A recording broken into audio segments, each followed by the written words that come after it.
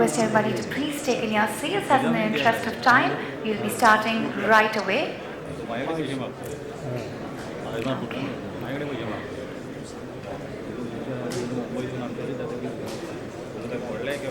We're just waiting for a minute for our panelists to get mic'd up. Let me tell you the topic for the panel discussion. It is designing transformation strategy for smart, agile, sustainable supply chains. Ladies and gentlemen, I'll be inviting the moderator as well as the panelists on stage. All right. Please help me in welcoming our moderator for this session, Mr. Ramit Mahajan, Head Supply Chain, Henkel. Mr. Vijayvargiya, Head SCM Logistics, Schaeffler India Limited. Ms. Pooja Malik, Head Leasing, Horizon Industrial Parks. Mr. Vijay Shetty, Senior Vice President, Global Distribution and Supply Chain, Alkem Laboratories Ltd. Mr. Sandeep Kulkarni, Chief Supply Chain Officer, Tata CLiQ. Mr. Saurabh Gupta, Senior Vice President, Head Global Supply Chain, Lupin. Dr. Arunachalam, R. MD and CEO, IBOB SCS, Board of Director, SF Logistics Private Limited. Mr. Rupchand, Lohana, Head SCM, Excellence, Larsen and Toubro. Mr. Vivek, Gaurav, Author, Happiness Coach and Counselor, Supply Chain Leader. Mr. Parvesh, Ghai, Chief Revenue Officer, Pando. Let's have a huge round of applause, ladies and gentlemen, for our panelists and our moderator. Over to you, sir. Thank you. Am I audible?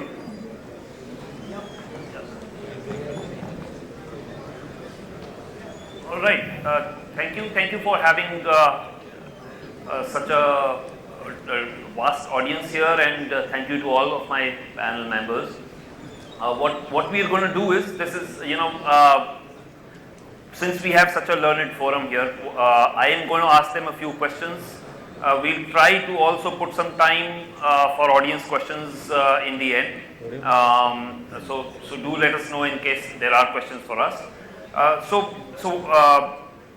Let's, with that, I would like to kick this off, and what I'm going to do is, I have a few questions already mentioned for myself here. And with that, Dr. Arun, the first question is for you, and the question basically is, there is so much transformation happening. There is, supply chain is in the midst of so much of transformation. How are you preparing your organization? How have you prepared your organization in the transformation for these new market requirements? Dr. Arun.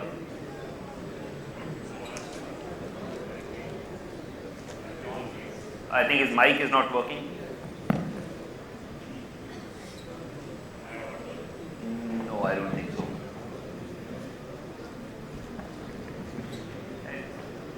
No, it's not on. Is it on? Okay, yes. Good. Thank you so much. Thank you for this opportunity. Good morning and almost a good afternoon to all of you. Since last about 10 years in the field of supply chain, particularly the third-party logistics side. So how is the company? Oh.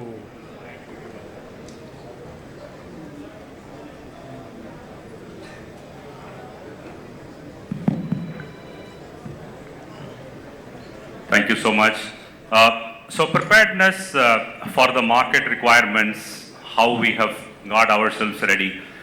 So our strategies have been of 3 to 4 folds in this.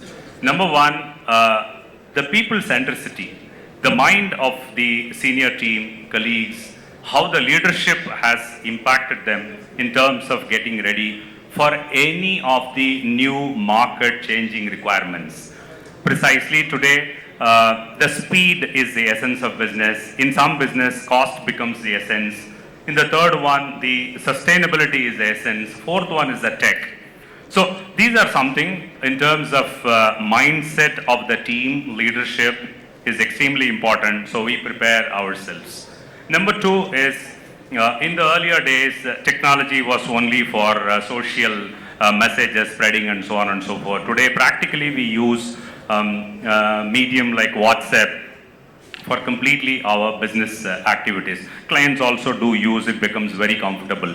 So rather than a mere module or a system to operate, we integrate that into the business functions. Third one, integrating our thoughts with that of the customers, which is very important. So whether it is SLA adherence and so on and so forth. So customers' expectation, which is the third one. Fourth, very important one, are we able to connect all these under the purview of government regulations, the compliances? So number one, social, which is very important. The social needs, what is the social impact that we are able to make from level 1 to level 2. Number 2, how the leadership team completely aligned, the next level of team is aligned. Number 3 is technology utilization to the newer requirement. Fourth one, are all under the ambit and the control made by the government, are we within that? So then very important one is the investors' interest, because the valuation becomes very important key. So investors' interests are taken care. Thank you so much. Thank you, Dr. Arun. And I think the next logical question then is about optimizing the supply chain network. And this question I would like to ask to Vijay. So Vijay, how do you optimize your supply chain network to satisfy the customer demand at specified service levels, and match that with the lowest cost? Because on one hand you always have to have the right customer experience, on the other hand we have to match that with the cost. So Vijay, your views on that? Yeah. So from Alkem perspective, when we actually looked at the overall network, okay, for us what was more important is to look at what it would mean for us going further in the next 2 to 3 years. One of the important aspects for us was there was clear input from us to supply chain was that we are growing at a pace of almost like 20% on a year-on-year case.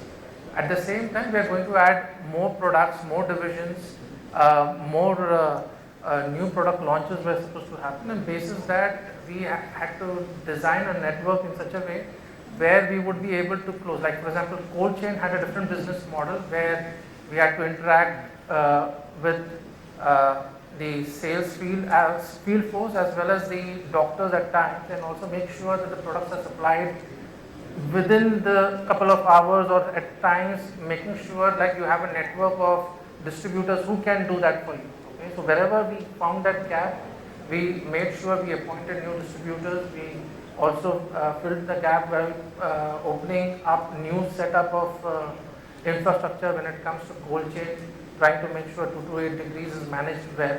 At the same time, I would say from a cost perspective, we looked at what are the consolidation opportunities from us. Okay? So when we looked at our primary transportation, earlier we looked at maybe it was the indents were flowing almost the first week. Now we are looking at indents will flow basis, looking at even how we can look at managing the truckload. And that's where we were looking at even investing in the TMS, I would say TMS as a product, where we will now look at how we can plan things in advance and try to make sure the service level between the lead times that we have to serve is also met. Not only from the manufacturing setup to the depots, but also from depots to our distributors. Thank you. So investing continuously to upskill your organization in new technologies. And with that, Sandeep, we move to you then. In fact, we were talking just earlier, and while I have some questions written down for you, but I would also like you, so one, I would like to ask you about how you prepare your organization for potential disruptions. But also tell me, I'm very curious to hear about how you use technologies to do that. Yeah, so let's start with the preparing the organization for a disruption. Am I audible? Am I audible now? Yeah.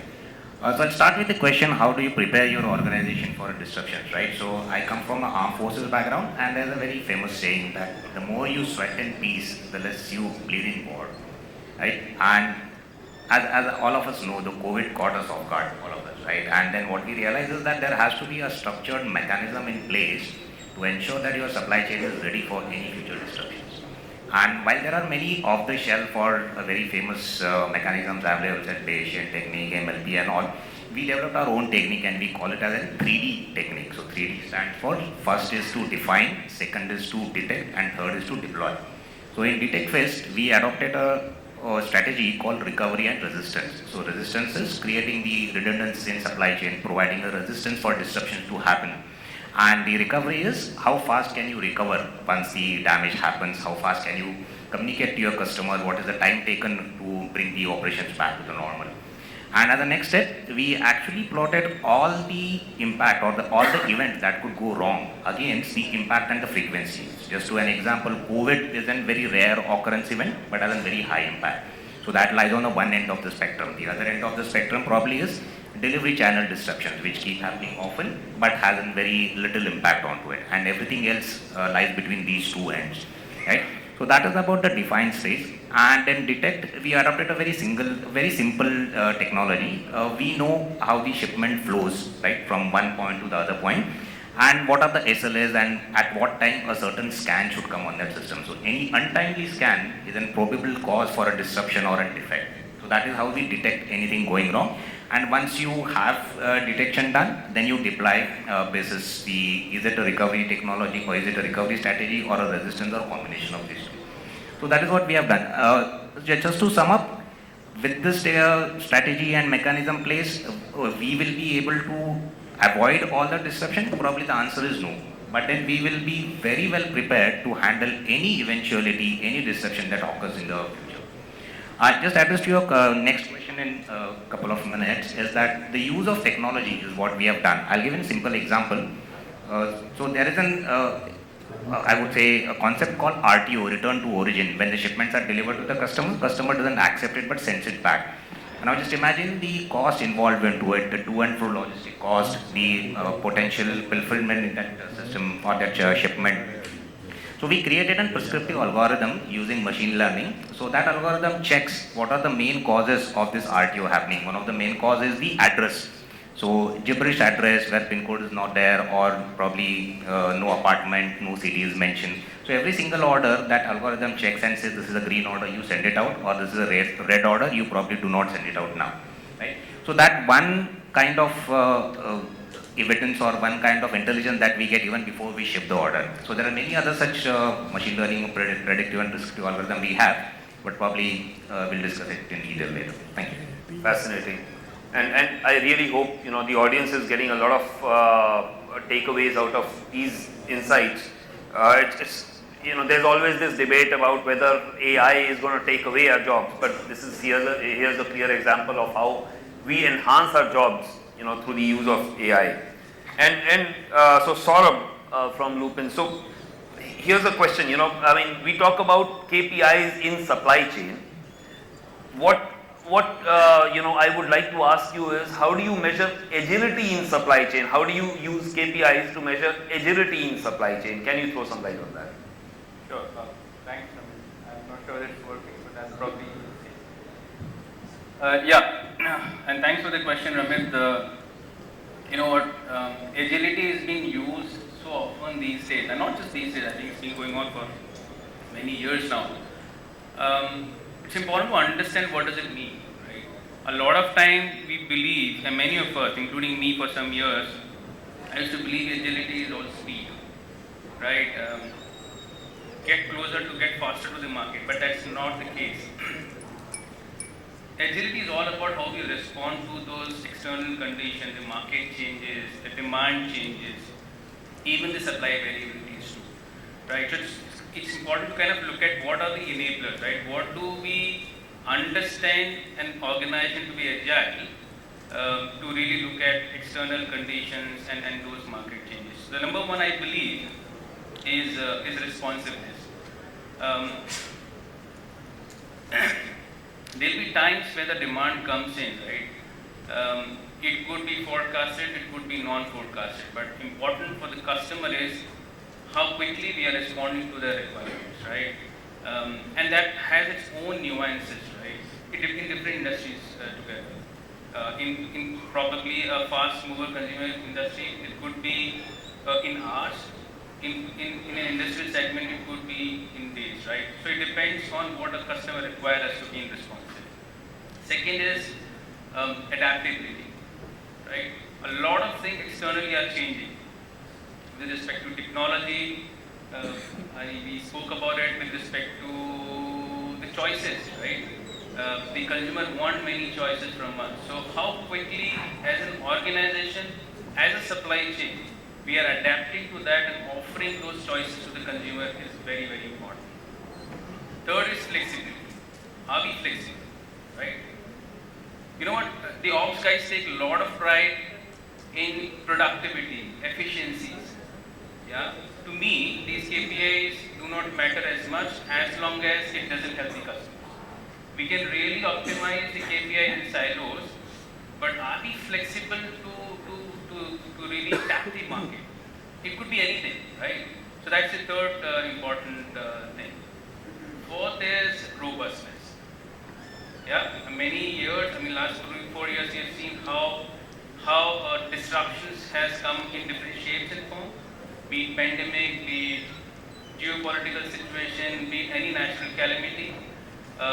The robustness of the supply chain is seen how resilient they are in these different conditions, right? So to me, I think these responsiveness, adaptability, flexibility, and robustness sums up the agility in the overall supply chain, and that's what I think as an organization and supply chain we should really look for. Thank you very much, Saurabh. So I think that's a very nice checklist that you provided us to measure the agility of supply chain. Pooja, so let me change the tack a little bit. Your deep experience, deep global experience, can you share with us some global best practices for especially in the field of these industrial parks that are coming up? And we see much more of this happening now that the economy is moving to a certain scale. Can you share with us your experience on this? Thank you, Ramit. So what we've seen this industry of logistic and warehousing evolve over a period of time. If you see some 7-8 years back, there was nothing called a logistic parks. There used to be godowns, people would do simple CFAs. The way the whole industry has changed over a period of time, I think a big credit of it goes to all the institutional players who have got their global experiences here in India and started this whole logistic and warehouse park development. If you look at Blackstone globally is the largest occupier and user of industrial and warehouses space. They have a 300 billion square feet of investment in this, and 40% of their portfolio today is in industrial warehousing globally. And with that, in last 2 years, if you see, Blackstone has from a 0 million square feet made this platform of Horizon Industrial as a 40 million square feet platform already. And in next 2 to 3 years, you will see it will become a 100 million square feet platform minimum.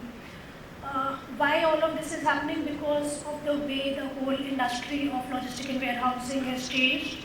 If you look at all the brands which have over a period of COVID seen the whole process, they've realized what are the benefits of being in an integrated logistic park as compared to being in a standalone facility.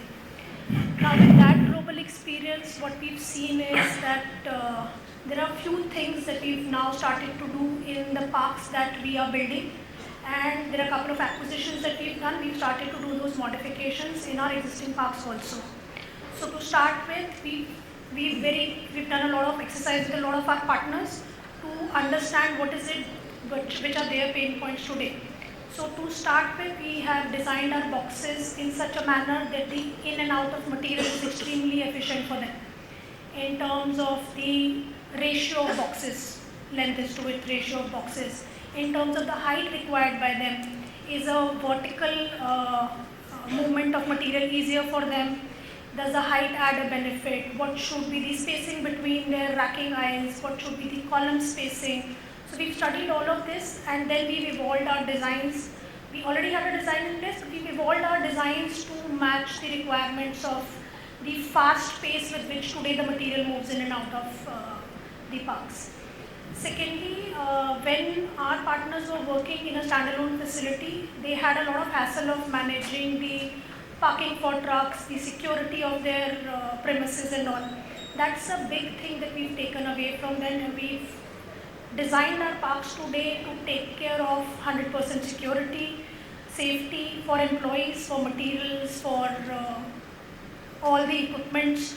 All the material movement is linked to a lot of trucks. So logistics, obviously there are a lot of material in and out, so you have a lot of parking requirements. So our parks are taking care to a very large extent the parking facilities for these trucks, for all of employees in any park, which is a 50-60 acre park, typically has 4,000-5,000 people coming day in, day out. So we're working very strongly towards creating these parks as social cohorts. Like today, if you see an IT complex with 5,000-10,000 people working has so much today which we do in an IT office complex. You have food courts, you have recreational facilities. So we are trying to more and more make them spaces which are closer. Obviously, you can't match with the costing in IT, yes, but we're trying to add more and more of it as a space where people can actually find it as a social cohort space. Then, with the backing that we have in terms of funding, we are working with all our partners to see what is their India footprint requirement. So we want to become a partner where if you have a logistic requirement, you work with us at one place, you are already running a facility with us. We have, with our global experience, learned that if you once work and set up your facility with us, it is very easy for us to multiply it for you pan-India. So working with a logistic player gives you that benefit additional wherein you can multiply with us. You don't have to do that whole invention of doing a exercise of working with us, explaining again and again to different people what is your basic requirement. Then as my co-panelists also said, ESG is a very, very important factor for us. Globally, Blackstone has a ESG target. Similarly, we have an India ESG target. If you see our parks today, we are moving towards completely green energy. We already have installed 15 million square feet of solar panels. We are moving towards installing more of it. I think by another 2-3 years, we should have at least 50 megawatts of solar panels installed. We are trying to do a lot of water and waste management at our end. All our existing parks, we are looking at upgrading them to get a certification to at least a gold, if possible a platinum. Our upcoming parks that we are making, we are ensuring that all of them are platinum certified. So they are fully compliant. To see all the people that we work with, they also have their ESG goals. So it's very important that we help them achieve their ESG goals along with us operating our parks. Amazing, amazing. You know, when I started my career, I remember going to these small godowns. It used to feel so unsafe just to go into that godown, you know, those dark, dingy godowns. I mean, we've come a long way. There's so much science that now goes behind, you know, creating this entire logistics park infrastructure. Thank you. Thanks a lot, Pooja. So, I think with that, Rupchand, I would like to go to you and ask you, you know, and I know, of course, you're a career L&T person. So, what are the, you know, what are these new age technologies, or what is it? What are the new initiatives that you are implementing or have implemented to create a sustainable and agile supply chain? You know, these are, of course, these are very commonly used words, but they are no longer just buzzwords. I think they are now very much part of our DNA. So, what is it that you are doing in L&T to achieve this? Thanks, Ramit, and let me take this opportunity. The L&T as a company, we are primarily into doing projects, and one basic requirement for any projects company is to be agile. It's not about a buzzword, because if you're not agile, you cannot address, our inputs and outputs are not standard. We keep getting a lot of variation in type of customers. Each time customers could be different, specifications could be different, there is a non-seasonal peaking, and so on and so forth, variation, including what I am going to buy next year. It's also not known well in advance unless there is a project and there is a lot of variability inside, and that's the basic as far as being Agile is concerned. Now, how did we address this in Agile? We have been successful. Today we are getting multi-billion-dollar orders back to back and executing them successfully, more bigger clients, especially international, looking at us. And one of the reasons is that we are Agile, we are able to deliver them. And the way we used to do that in the past was primarily focused on empowering people. Now, but as we are growing big, all things are changing. Slowly we have implemented a lot of new systems. So one of the challenge obviously is the unstructured data. We get, when it's a purchase specification, it could be almost 10,000 pages purchase specification. Now every time each client will have maybe 10, 20, 30% variation, balance being the same. But still you are required to comply to the T, and then how do we do that? So one of the things we have started doing is using the AI to compare these documents, and especially the LLMs. We are doing the pilot studies for comparing the documents and figuring out what is the really difference between these two, because you can't compare word to word because they are not copies of each other. They are similar but not the same, and that's where a lot of human effort used to go. That's one key area which we are addressing today. The second part, what I would like to say is about we also did a lot more standardization in the procurement platform. So we implemented renowned procurement platform from post order, once the order placement to delivery, so that all the invoicing is there. So invoicing we have enabled, if the invoice is digitally signed, there is an RPA done and automatically that invoice goes for processing. Now we are doing a pilot study where the queries are AI. Can the queries be done by an AI engine instead of being done by humans? The physical checking, that's one use case what we are looking at now. The other one we are talking about is video analytics. We do a lot, especially for this is more for productivity on the downstream, whether how many people are working in a particular area, are they following safety? That is one area we are looking at. We are in the sourcing side, we are looking at now use cases with AI on generating a technical bid evaluation, that whatever offers are coming in, how do you compare with each of them and get them to a single page, understand what the nitty-gritties, what clause they are complying, not complying. Now it's good to say it's better to design a form and then get the data in the structured form. But in EPC industry, you have found that it's so much variability out there that you design a form and then next time you order there is some small change, and that becomes pretty difficult to address through the systems. So it's good to talk about systems, but that's where the engines like ChatGPT and that's going to make a tremendous difference. We're still in pilots, but I think that will make a lot of difference. And one more point was in terms of obviously clustering and standard analytics for the sourcing. That is one part. Now coming back to what makes us agile is also about a lot of risk platforms. So especially when once you have ordered things, our delivery cycles are between 3 to 12 months, and it's pretty long compared to what your supply chains, a lot of supply chains here in other industries could be very short, between 10 to 15 days. Now because it is engineered to order, it's the manufacturing starts after you order. It's nothing, most of the time we don't buy off the shelf items. And that's where it's very important that if something go, and especially I handle the hydrocarbon industry, and that's where a lot of risk is involved in terms of safety, and that means there has to be traceability. If I am buying pipe, which the pipe has come from which place, the hit number, everything is a lot of traceability. It's almost equivalent of a pharma industry in terms of the quality compliance.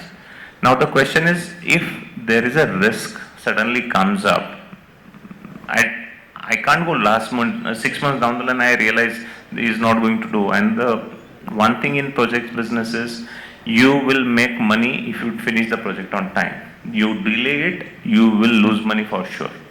And in that context, that's what I said, we have to be agile. How do we? So we manage the risk proactively. Today we have created at least the heat maps, what we call, in terms of getting the data in advance and figuring out what looks like potential risk. And earlier it was being done a lot more manually. It used to reside in emails. But then we have slowly started capturing this data through systems, forcing people to kind of give proactive input saying that something is getting delayed, and that automatically, depending on how critical that is, getting flagged. So these are the things which we are doing at in the project business to ensure that we keep delivering this successfully now and in the future. Thank you. Amazing, amazing. Thank you. I think these predictive analytics, AI, this used to be literally just something that's coming on the horizon, and it's very hard to believe.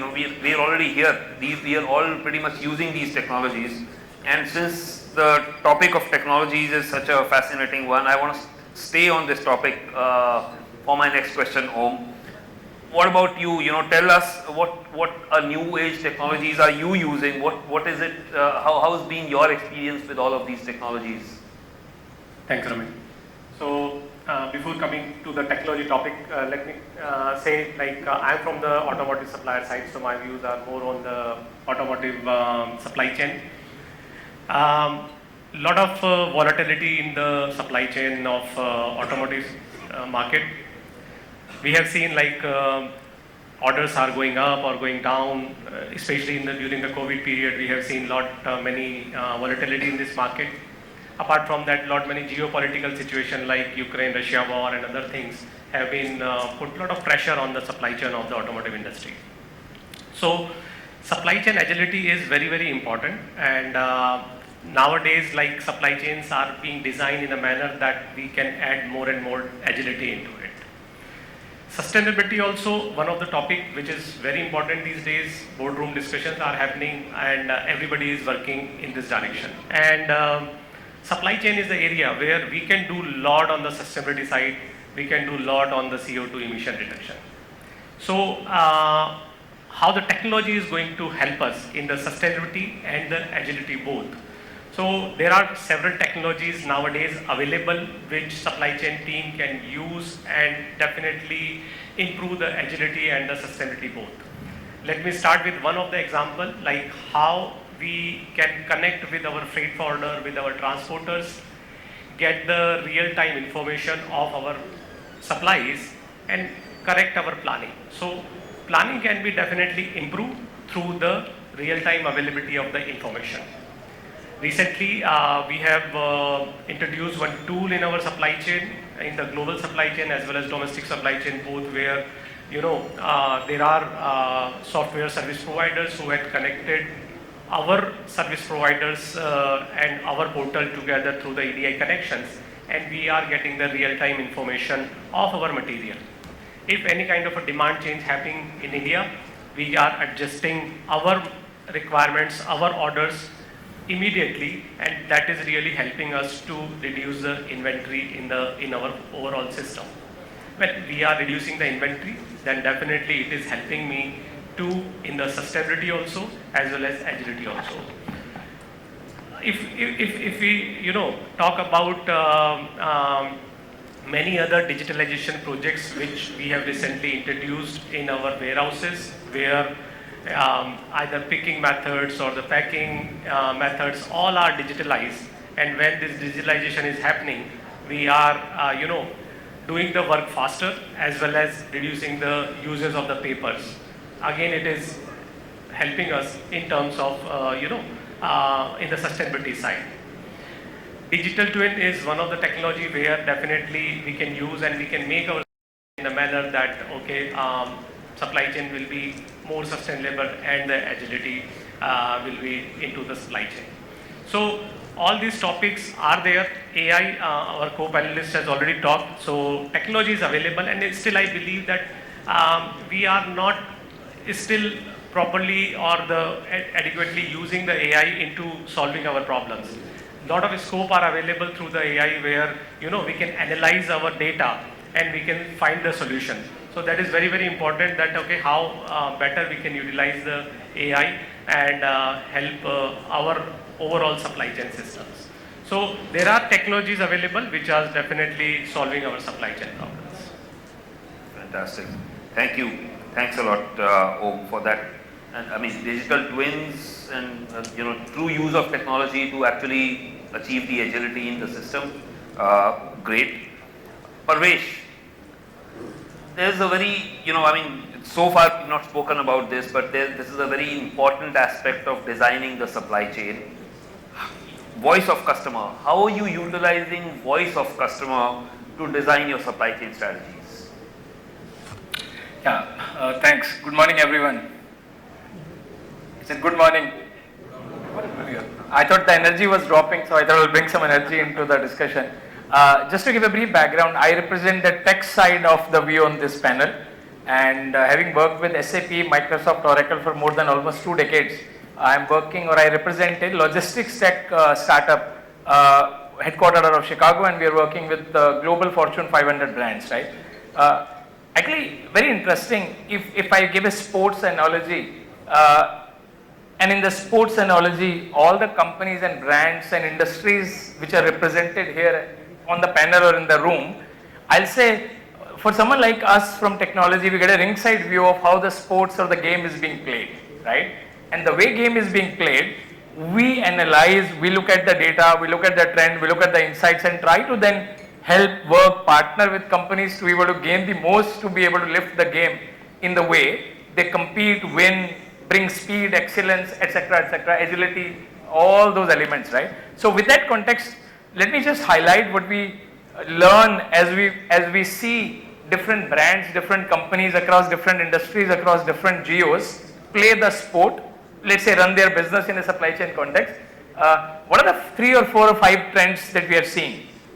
Trend number 1, I think what we are seeing very clearly over last few years especially, customer preferences towards brand, the loyalty is changing, right? Experience plays a very big role, and supply chain really impacts experience for the brands in the way they deal with the consumers or customers in a very, very big way, right? So supply chain has a huge impact in the way brands can continue to retain or allow the loyalty to be lost. 1. Second, I think there are new business models evolving. You look back 5 years, 7 years back, India, globally, there was a very standard predictable distribution business model, plant to DC to distributor to consumer, essentially, which remained predictable for a long time. Then came modern trade, then came e-commerce, then came marketplaces, right? So suddenly, brands are required to deal with the complexity of a omni-channel, multi-channel go-to-market complexities when you represent and deal with the supply chain situations. So trend number 2. Trend 3, a lot of disruptions happening in supply chain. It was always happening. Just that if you just look back in last 3, 4, 5 years, the pace is accelerated, right? While we may say we had black swan events like, let's say, COVID, but you look back, we had COVID, we had, let's say, Suez Canal disruption, we had Ukraine war, we had geopolitics leading to China +1, let's say deglobalization being the new latest phenomena. The pace of disruption is getting accelerated.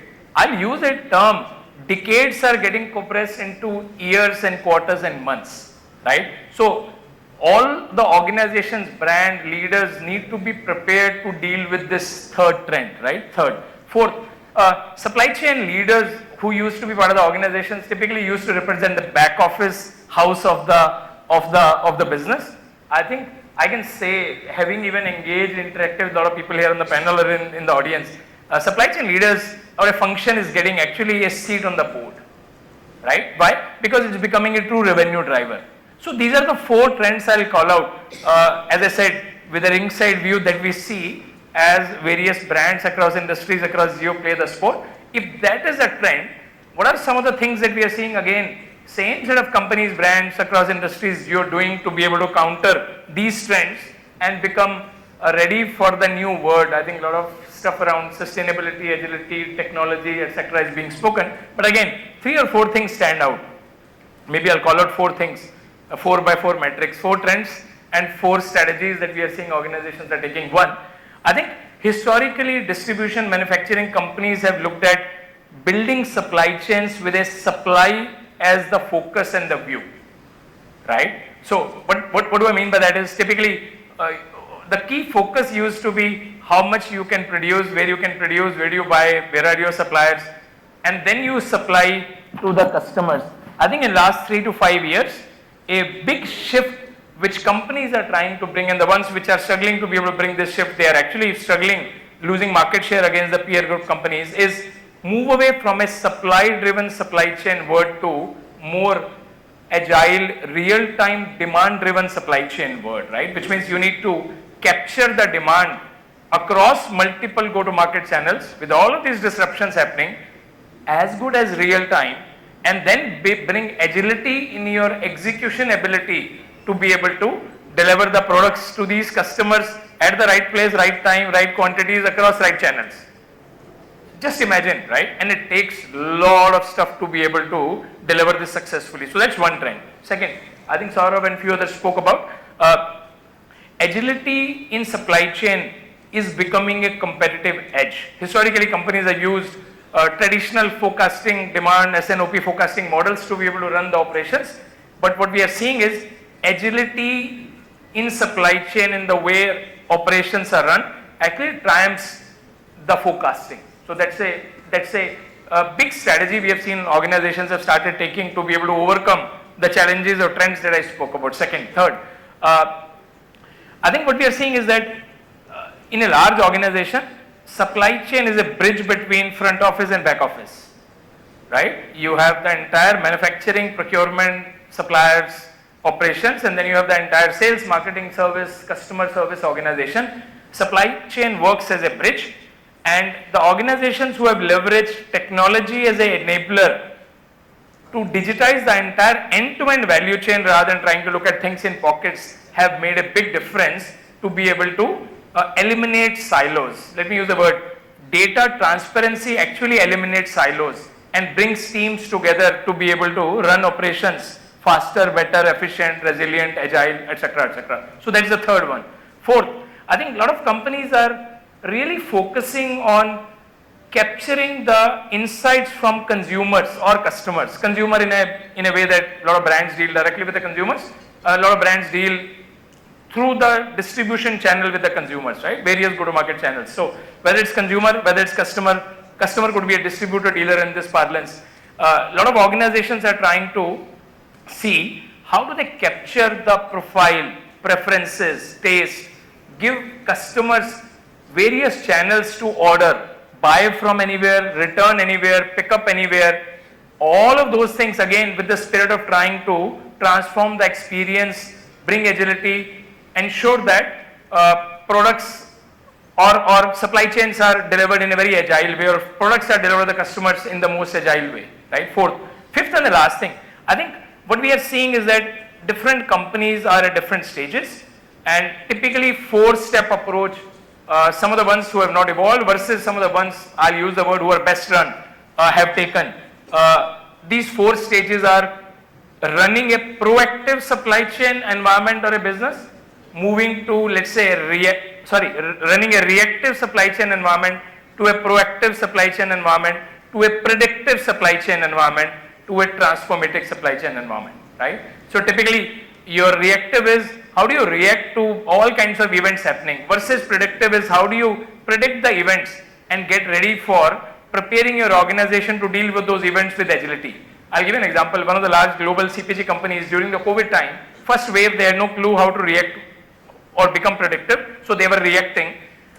Second wave, globally, they started using some bit of AI capabilities to be able to predict, saying that in which part of the world, in which country, in which region, will the next phase of waves will come, so that they could proactively get enough stock of supplies being made available in those regions, in those geos for the respective categories, and in the process, they actually shifted customer loyalty to be able to change the preference of the consumer and gain a competitive edge, right? So another 4th or 5th classical example. So I think it may be worthwhile for every organization to see which stage of the journey you are, and I think different stages require different strategies to be able to deal with those. I'll summarize with the trends and the strategies customers are leveraging to execute, by saying that most of the organizations are trying to put customer at the center of it and try to be agile to ensure that they bridge the gap around planning, execution, reporting, analytics to become operationally as efficient as possible to be able to address the challenges of consumer in this changing paradigm that we are seeing in the industry. So I hope it gives you some perspective. So thank you, Parvesh, for that. And various stages of supply chain, various put into a nice framework for all of us. Thank you for that. Vivek, so talking to you, it seems like supply chain is just one of the many things you do. So you're a life coach, you're a CII member, and you're a supply chain person. So bringing all of this together, especially your experience with the CII and and your supply chain experience, how is it? How do you see the supply chain shaping up from a macro perspective? What is it that the industry and the administration are doing together, and where do you see this going? Good. Thank you so much. Thank you, Ramit. With a raise of hands, can I ask you a question? How many of us in the audience believe that the government and the administration has a role to play in the success of our businesses? Can I see a raise of hands? With so many hands, I thought it was anyways a useless question. Because the unanimity is very clear, and we all believe. So all of my panelists have spoken about essentially the customer side of it, the tech side of it, and the leadership side of it. I think the business environment has a big role to play in what we do and what we can't do. A couple of years ago, around 3 years ago, I got a call from CII saying, we are putting together a bunch of supply chain leaders, who can come together and help us and connect with the government to shape the next set of thought processes for the country. And with few jitters, I thought, let's try that. And my selfish motive was to understand how the policy making works in the country. And believe me, it became an amazing experience, because the first thing, let me put this aside, government is thinking much more faster, much more ahead than what we industry guys can think of. So that was evident to me, at least. This is my personal view. Now, what do we do? So we are a bunch of 30 people. CII actually became a bridge between the CII leadership team and the Ministry of Commerce, which is where the Department of Logistics sits, right? So we started working on 4 to 5 very, very clear action groups. To name a few, one group was for digital freight exchange. Another was track and trace. Well, track and trace has been a pharma buzzword, but very soon you will see it becomes, rather with e-commerce coming anyways, track and trace has become very, very, critical for the supply chains. We also talk about automated warehousing, because if you see, automation means different things to different industries as far as warehousing is concerned. Some warehouses are still so nascent that they don't even have a dock leveler, and they say dock level is my automation, right? To a different level where our friend Pooja was describing the new age warehousing, right? So automated warehousing is another. And my personal favorite where I chose to join was skill development. I'll give you an example. What do we do in skill development? So have you imagined, the person who comes and drops a package from a marketplace when you order online, who trains them? Right from a softer skill to a actually how to read the barcode, how to get a digital sign. So this is the kind of work which we started thinking of what this country would need eventually. So all our inputs were collated, and they went into 2 inputs. One, the government of India came with what they call as India Supply Chain Vision 2030. So all these inputs were collated and used to come out with that document. If you go online, you can find that document. It's a very amazing document, a good handbook for all the supply chain leaders and beyond. Another one, last year, somewhere in November, PM Modi launched National Logistics Policy. So a lot of these inputs also went there, right? We also conceptualized what we call as a Logistics Excellence Awards. First time government nominated Logistics Excellence Awards to have a very validated award system in the country. So this is some of the work which we got a chance to do in partnership with the government. Ramit. Thank you. Thanks a lot, Vivek. And I mean, I have many questions, but I think we're coming to an end, and I would like to open it up to the audience in case there are questions. I, of course, have my own questions, but I'll reserve them for now. Do we have any questions from the audience?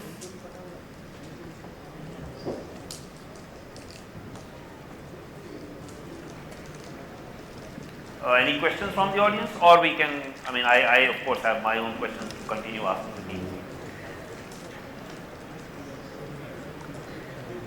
I mean, I cannot see at the back. If in case your hands are raised, I cannot see. But okay, there is one gentleman here.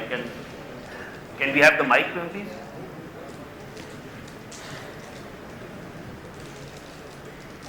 Thank you, gentlemen, for the excellent panel.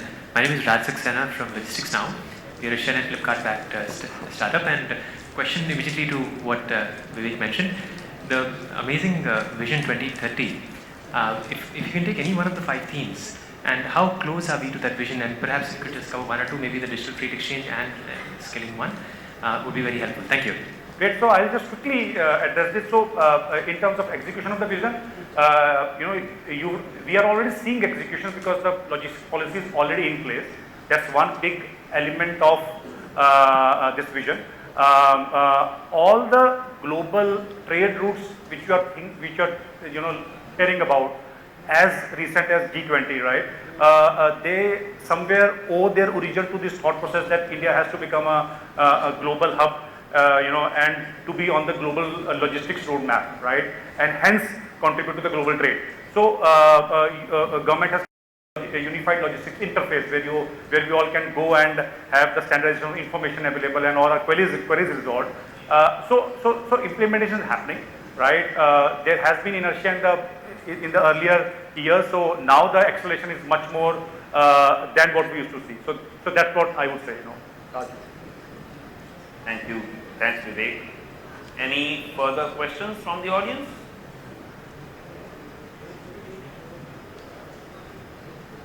Okay, I think, I of course have my own questions, but I can see the time is almost at an end. So I think we'll call it a session for now. Thank you very much to the learned panel and to the great audience. Thank you once again. Thank you so much. Let's have a huge round of applause for the panelists and a moderator. And at the same time, let's have a group photo op.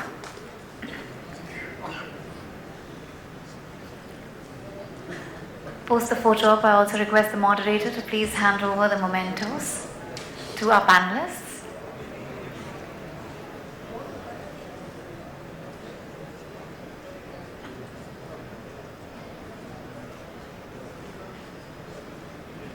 I request, yes.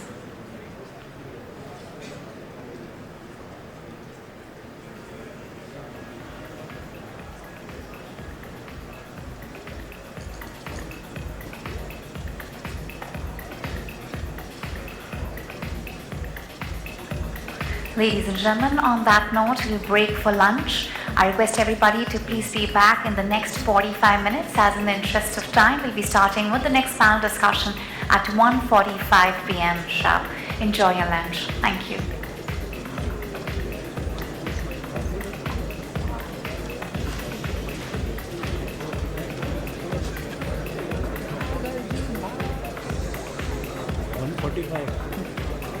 Amitla shoot.